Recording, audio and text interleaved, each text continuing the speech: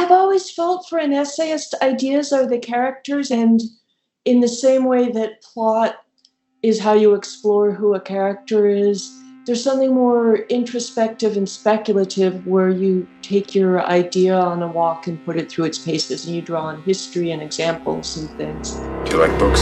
I'm outlining a new writing project. Who wrote this book? Read it. What are you reading? Sometimes I'd write something. What are you writing? Have you written anything lately? I'm Amanda Stern, and this is Bookable. On today's show, you are getting a bonus. We're excited to bring you the first of several planned bonus episodes. Each one will feature a Bookable guest talking to a writer they admire. We're kicking off these episodes with two beloved writers, Alexander Chee and Rebecca Solnit, in conversation from their respective homes during the first of likely many stay-at-home orders. They discuss Rebecca's groundbreaking essays and her eagerly anticipated new book entitled Recollections of My Nonexistence. I've listened to this conversation 3 times now, and I'm fairly confident you'll love it just as much as I do. So without further ado, I give you Alexander Chee in conversation with Rebecca Solnit. Hello. Hello. This is Alexander Chee, author of most recently How to Write an Autobiographical Novel. And I am speaking to Rebecca Solnit for the Bookable podcast. And this is sort of very special episode. Rebecca, do you want to introduce yourself? Yeah, this is Rebecca Solnit. Thrilled to be talking with Alexander Chee. And we'll be talking in part about my newest book, Recollections of My Nonexistence, a memoir quite different, particularly in skill level, because I can't do the things Alexander did in his. Like, somebody once asked me, whether I was going to write fiction, and novels are always sort of held up to me as like the apex of the pyramid I'm surely scaling. And I said, well, given that I don't really do plot, characters, and dialogue, and, which seemed like you could do a novel without those things, but generally they have those things. And your memoir had wonderful dialogue, and the chapters really kind of read like short stories, and wonderful suspense and revelation and all this stuff that felt skillful in ways that are very different than an essayist memoir. Thank you. I really appreciate that. I think you're selling yourself a little short, but I think it is true that if you are a fiction writer, it's interesting to think of how scenes in nonfiction are a little forbidden, or at least not the obvious tool for the essayist, for the memoirist, in the same way it might be for a fiction writer. I wonder if you want to talk about any of your own struggles with that, with this book. Well, I've always felt for an essayist, ideas are the characters, and in the same way that plot is how you explore who a character is, there's something more introspective and speculative where you take your idea on a walk and put it through its paces, and you draw on history and examples and things. Although, of course, what immediately comes to mind is Ocean Vuong saying earlier this year in conversation with Tommy Orange that plot is a wood chipper into which we throw characters. Which I found very bracing in its own way. But I think there is a sense, in really good ways, with your memoir and some memoirs in which some of the devices of fiction are used to kind of evoke and set scenes and reconstruct dialogue and things like that. I think there is a slippery slope where people think stuff has to read like fiction and then end up fictionalizing the finite amount of what we can know and remember from what happened to us and around us to create things that will read like novels. And I've always been interested in, so what do you do when you're writing and you're not totally sure what happened, or there's conflicting versions. What do you do about something that can't be recounted in full, and etc.? And of course, I think in the more interior way, I write where it's just narrative of what I remember, what happened. You don't face those things quite in the same way as people who want dialogue and things like that. So, though I stand by all the things I said happened in my book, I'm also a historian. I love that idea of ideas as the characters in essays. They're also ideas, I think, are also the plot of essays in that sense, Exactly. like how you came to the idea, how the idea may or may not have changed you, or how you may have changed the idea. I remember someone saying to me that the plot of most essays is, I used to think this, and now I think this. I think it could also be that an idea is like our young hero sort of sashaying forward into the dangerous world and being tested in the ways that fairy tale and novel characters are tested. Here's one of the things I did in the pandemic is for 4 weeks, I told fairy tales on Facebook Live because they felt like the right kind of story. And there are these young, relatively powerless characters who face these intense ordeals and have to climb the glass mountain or retrieve a feather from the tail of the firebird or sift a mountain full of grain or weave straw into gold before morning. And in a sense, you take an idea and it's like, does this idea survive this encounter with fascism? Does it survive this encounter with this philosophical analysis? Does it survive this encounter? Or what does it do in this encounter with difficult personal experience? So it's kind of, does the idea work in these varied circumstances you explore it in some ways?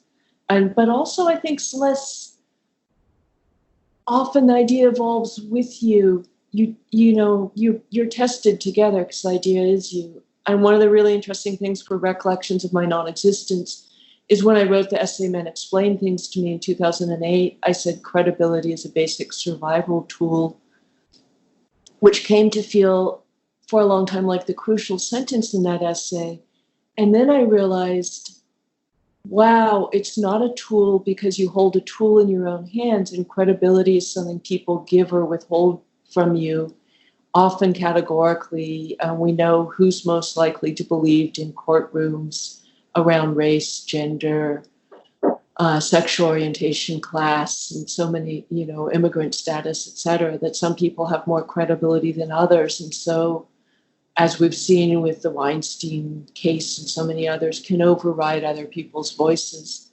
And it was really interesting coming to understand the nature of credibility a little better and what was wrong with that sentence from 2008 as I wrote this book for 2020.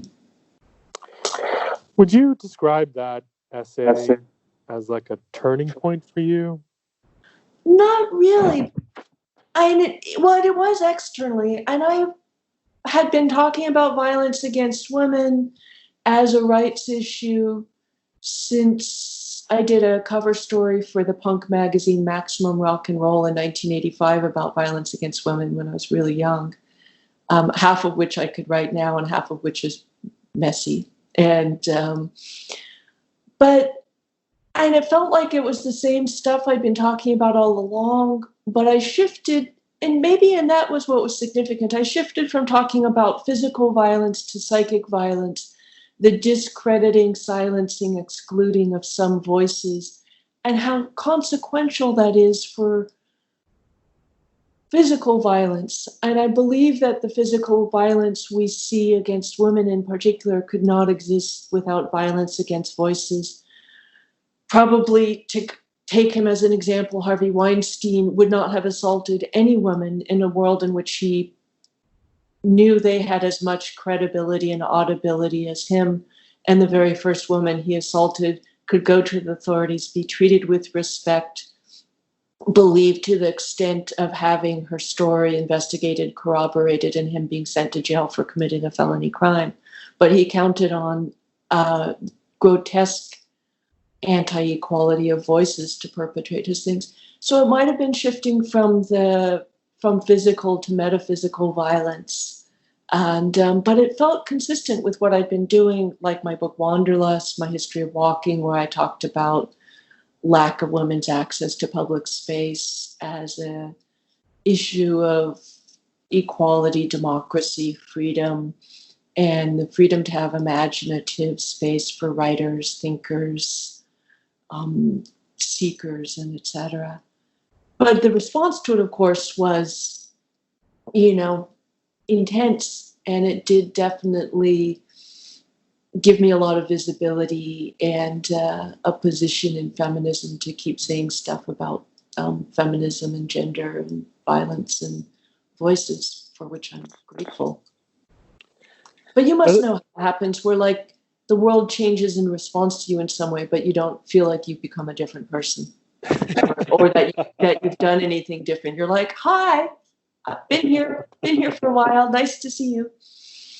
Well, I think that's exactly what I was going to probably ask you next. So you sort of have saved me from asking you about it. But the title alone, is one of those moments that made me think of Laurie Anderson's Languages of Iris statement, the way in which the piece, but also the idea, it so succinctly described a certain kind of toxic masculinity and the relationship to it before you even get into the essay itself and what the essay does. It was a really incredibly powerful arrow that flew out into the culture and seemed to summon a great response that I think we're still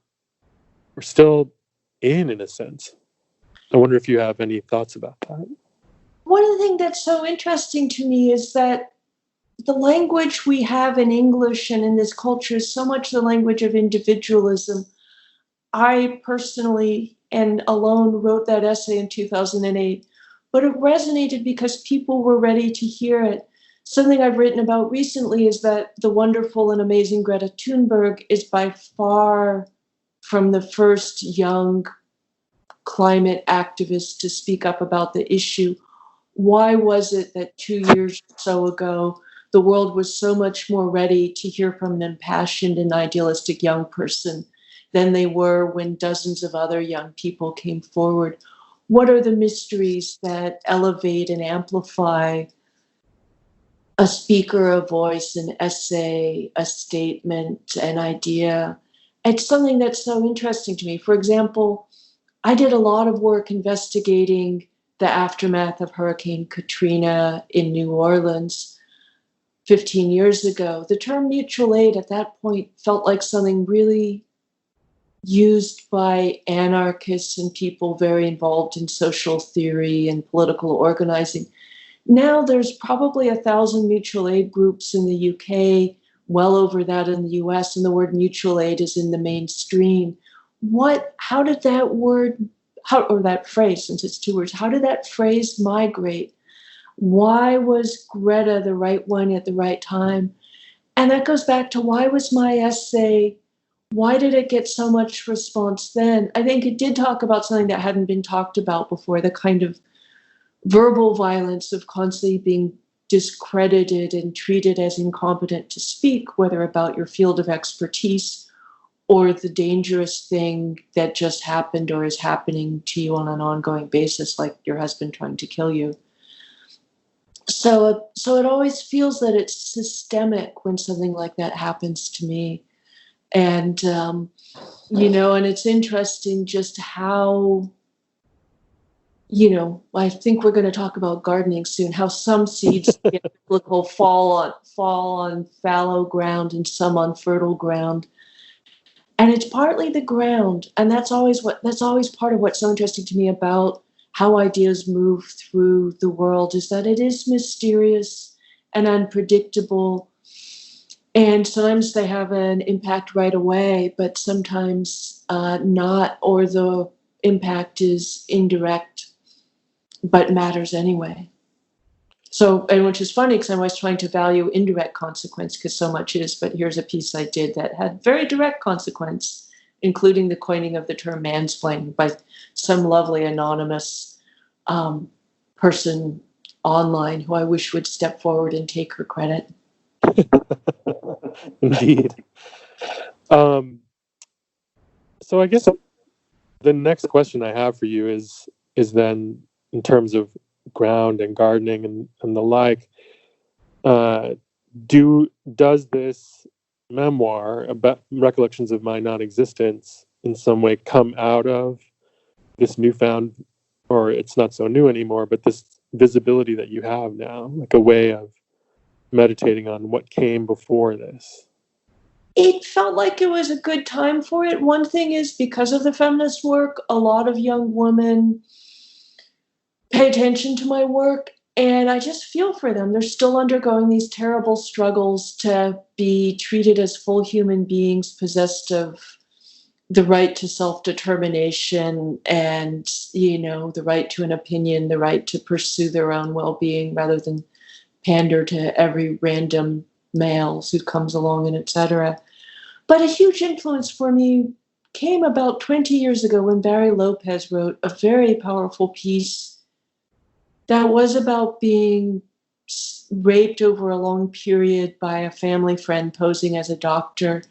But it was more than that. It was also what saved him in that terrible passage of his childhood, the wide open space, the freedom, the passenger pigeons he would chase on his bicycle as they flew back to the coop he kept them in. Or not passenger pigeons, homing pigeons. Passenger pigeons are extinct. And there was a generosity of spirit about that essay. Often I feel that memoirs are written in the spirit of, something exceptionally terrible happened to me, and that gives me the grounds to tell a story. And part of what Barry did was to acknowledge that actually the kind of suffering he endured is not unusual. It's widespread. It's almost common. And also to talk about how he survived, and it felt, because he's such an amazing and important writer to me and many others, to hear it from somebody who actually at that point was mature and whose life had not stopped. Because we also often talk about when something terrible and traumatic happens to you, you're like a broken vessel limping along, that you will never be good again in any way. And you can still suffer terribly and be damaged and not be who you would have been otherwise, but also write a book like Arctic Dreams, as Barry did. So that essay was also a huge impact on how I thought about these things, but also another fact. So I wanted to reach out to young women and say, yeah, this shit happens.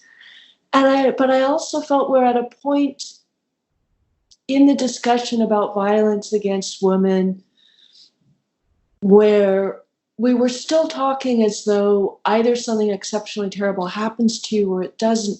And what nobody was talking about, and I hadn't talked about adequately because I was writing much more kind of objective political essays, is the way, even if you're not the target of some exceptionally gruesome violence, just to live in a world as gay men do, as Black people do, as so many people do, where you're targeted, where even if it hasn't happened, horrific life-ending violence could happen to you because of your category, has a huge impact on you. And I wanted to write particularly about that period where I was trying to become someone, trying to become a writer, trying to have a voice, while facing, in my case, this constant harassment and menace on the street in an atmosphere of the intense violence of that period of the early 80s against women and generally, but facing violence that felt like it could annihilate me at any point, and a world that didn't want to have a conversation about violence against women beyond feminist circles that were out of range for me. So I really wanted to talk about how it gets into your psyche and what that does to you in a way that I didn't see it talked about. And it felt like it was time to try and move the discussion towards that in some way. Time for a short break. When we're back, more with Alexander Chee and Rebecca Solnit. Stick around.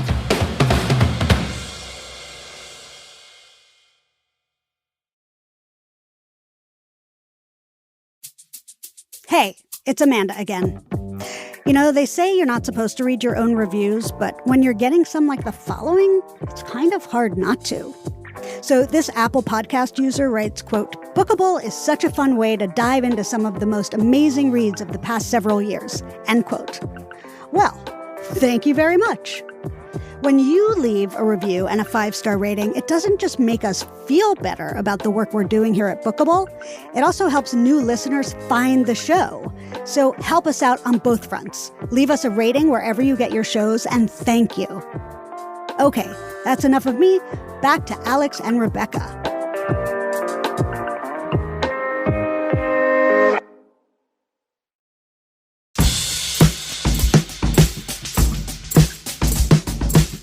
Welcome back to this Bookable bonus conversation with Alexander Chee and Rebecca Solnit. I'm curious if there was a specific moment for you that triggered this book, or that brought about, like, where did it come from? And I had the title first, and I just wanted to write about coexisting with the looming threat of your own annihilation as the norm for, I think, young women in particular, and to describe the very specific task I set myself to become a writer, to become a professional public voice in a context of something ubiquitous for women all over the world, which are the forces that want you to be silent, to be nothing, to be subservient, to be literally incredible, as in unpossessed of credibility, and to really just convey the impact of that. But also to convey, because I think, I'm probably too right, uplifting books, is that I succeed. That in a way I succeed, and then in that, like, I have not yet been murdered, and I have not, and I have become a public voice to speak up for women's rights. And so the success for me isn't so much that I'm having a pretty nice life as a writer, but that a feminist movement arose around us to have that conversation I so desperately wanted and couldn't find or instigate in the 80s, the 90s, or the first decade of this millennium.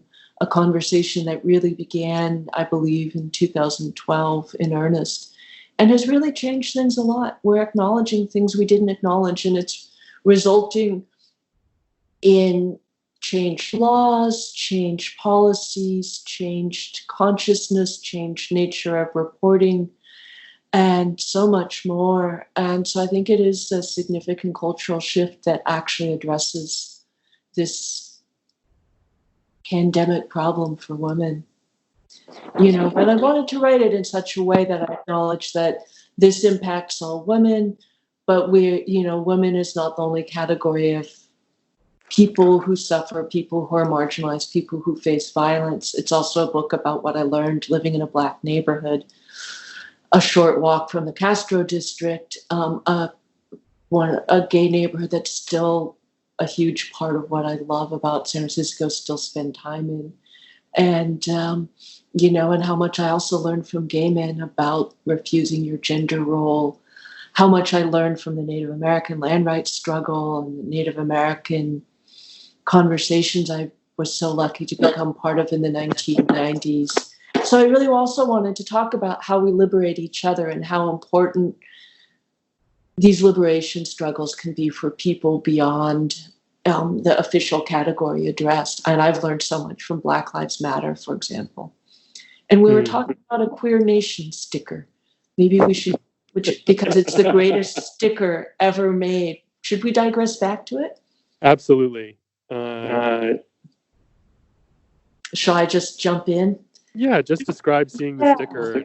Yeah. I think we were talking about that metaphor of some seeds falling on fertile ground and some on fallow ground, but gardening before. And do you remember when Queer Nation was? Because I know you were directly connected to them. I was just an enthusiastic onlooker with friends in it. Was it it was early 90s, right? Maybe even yes, it was 1990, I believe, was where it began, if not 1990, Yeah. 1991. But I believe 1990 because I wrote about it, and let's see, 1990 was also the year the wall fell, right? 1989, October 1989. That was Okay, such a then period of ferment that I feel has never gotten its due. that's the 1989. Then was the summer of Queer Nation. Great. So, and I had just mentioned this wonderful sticker, which I mentioned in the book, that I saw all over San Francisco that says, "What causes heterosexuality?" And it was such a wonderful inversion of the old homophobic heteronormative, "What causes homosexuality?"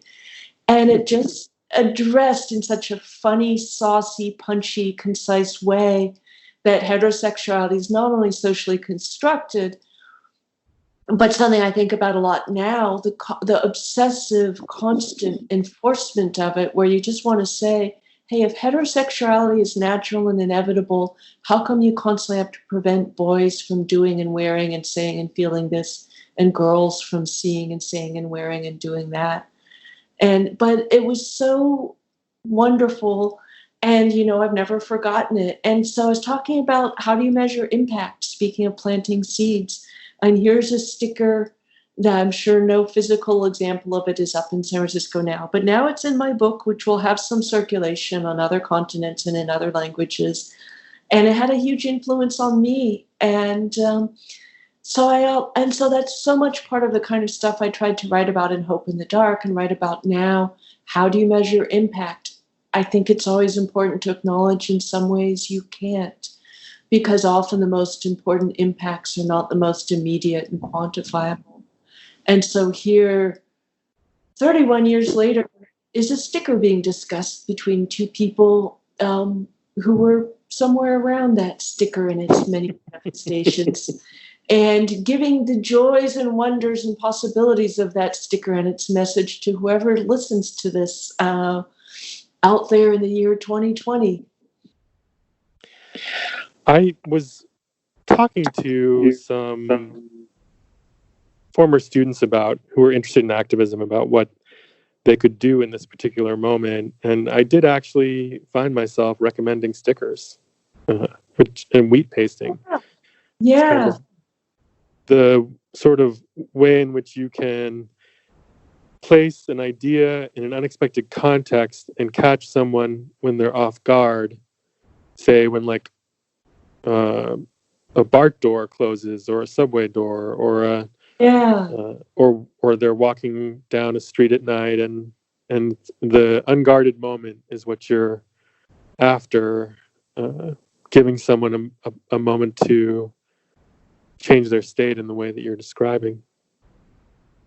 One of the things that's been really nice is people putting things in their windows. I know there's rainbows in some places. I made some cutouts for my window and my neighbor's window, and might start distributing them if people are into them. My nephews have a teddy bear in their window. I think that's what they're doing in the East Bay. And I like this kind of breaking the muteness of houses with stuff like this. But that's actually a really nice reminder as people look at what are the spaces in which we can still be active. And I think all of us get weary of the endless onlineness of this pandemic quarantine time. Mm.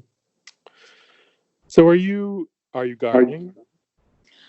With gusto, and it's really fun. I have just a tiny little city garden that gets finite sunlight because it's between 3-story buildings. But it's I'm not complaining. A lot of good stuff's happening. So I had herbs and a fig tree and a struggling Meyer lemon. And I've been planting stuff, and because I'm there so much more, I'm noticing so much more. And that's one of the upsides for me. And I want to first acknowledge that this is an intersectional crisis in which people are having really different experiences, whether they're in financial freefall, whether they're sheltering in a comfortable place where they're safe, or are a battered spouse or homeless or just overcrowded. But I do live in an apartment in a 4-unit building, and I'm the gardener, which is part of what I was looking for when I came to this building. And But just like there was was it yesterday or the day before? Oh, yes, today is Thursday. So maybe it was Tuesday. I was there in the morning, afternoon, and evening. So just seeing flowers that weren't open in the morning were open in the evening. Roses that were still tight green buds were starting to show their color. And then I've planted forget-me-not seeds in one of those little 6-packs you get starters in. And Tuesday morning, there was one tiny green dot, and these are seeds smaller than poppy seeds. And then by the end of the day, 3 of the 6 little compartments had dots, and now you can see tiny leaves. And just that sense of being deeply grounded, in the literal sense of ground and dirt and earth, and that quality of close attention that doesn't feel available in the same way when we're so much more dispersed in our energies, has actually been really nice. And as somebody who's done way too much kind of public speaking travel the last 20 years, just staying home and having something vaguely resembling a routine and time to do some things like garden a little bit more has been really good. At the same time that I'm deeply distressed and preoccupied with the larger impact of the disease, the economic collapse, and I think the emotional and spiritual crisis that both of these pose for a lot of people, and the anxiety and the isolation and all the other things going on. But I feel like what is calm and groundedness and centeredness and a comfortable place to work from good for, and it's for addressing all these things. I started a kitchen scraps garden almost immediately, and I did it because I was reading things back in early March about how this could possibly disrupt food supply. I was thinking about Parable of the Sower by Octavia Butler, which I just read, and Lauren Oya Olamina, the main character, is this incredibly inspiring young woman who she knows that her culture is about to fall down hard, and she has started gathering knowledge that she thinks will help her survive. And one of the things that she reaches for immediately is seeds. And it's been, at times it feels foolish to be so happy about sprouts on a carrot. But it's it's like free joy or something. Yeah. It cost me whatever the bag of carrots cost me, and now I get the sprouts. Now I know that I can eat the sprouts. I can use them to make like a chimichurri. I can or a pesto. I never knew that about carrot greens. I'm sort of having this whole reevaluation of how the pattern of my life through thinking about turning these things that I used to throw away into a garden. And it's been sane making amid all of the storm of broken dreams. I love it that people are using the phrase victory garden from World War II, because there has been intense garden activity all over, partly because people recognize we're probably going to have some food crises, but also because people are home.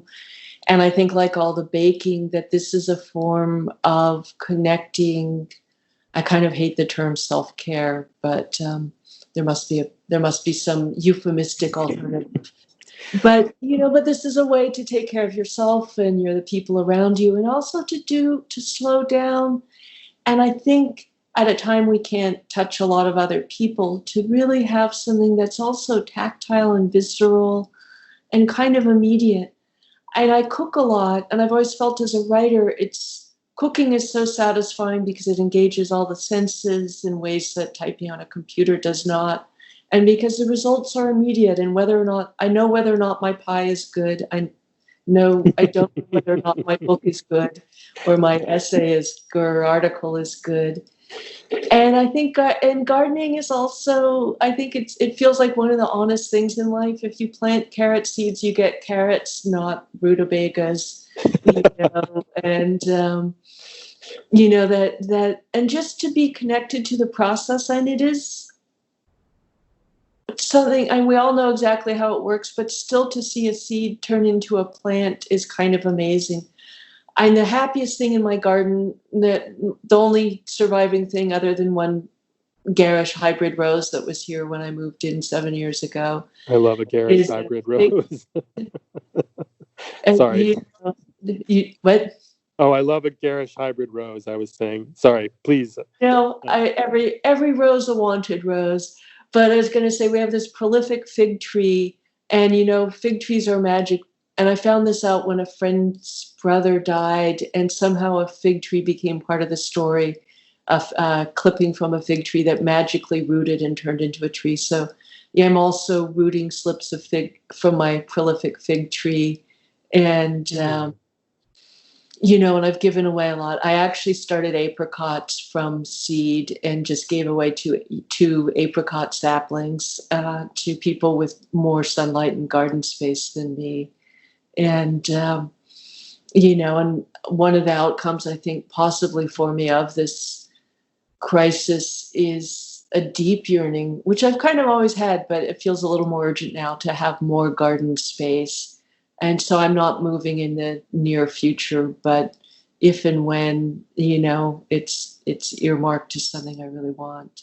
I've always wanted to plant, I think, what was it? A lemon tree, a pomegranate tree, a quince tree, an apricot tree, and a fig tree. And I've got a sad Meyer lemon, which now that it's in the ground may grow up beyond its root-bound life. And a Meyer lemon, formerly mine at my brother's house, from which I get fantastic lemons, but I do have this thriving fig tree, and so I'm partway there, but I want more. I just, and it is really nice. I think that's a perfect place for us to conclude this. Even though I want to keep talking to you, we are we are at our allotted time for this conversation. Yeah. Well, it's such a pleasure. Thank you so much. And it's a pleasure for me too. I look forward to more conversation about writing and gardening and roses and revolution and why all those things belong together. Indeed. I want more too. Thank you. Thank you so much. Take care. Thank you, Alex, and thank you, Rebecca, for such an amazing conversation. Alexander Chee is the author of How to Write an Autobiographical Novel. It's published by Mariner and is available now. Rebecca Solnit is the author of Recollections of My Nonexistence, which is published by Viking and is also available now. Bookable is a production of Loud Tree Media. I'm your host, Amanda Stern, 5 feet tall, which is tall for a bonus episode. We're produced by me, Bo Friedlander, and Andrew Dunn, who also mixes and sound designs the show. Bo is Loud Tree's editor-in-chief. Find us on the web at bookablepod.com and subscribe and rate us 5 stars on Apple Podcasts or wherever you get your shows. That's one of the best ways for other listeners to find Bookable. We're back next week with another episode, so we'll see you then.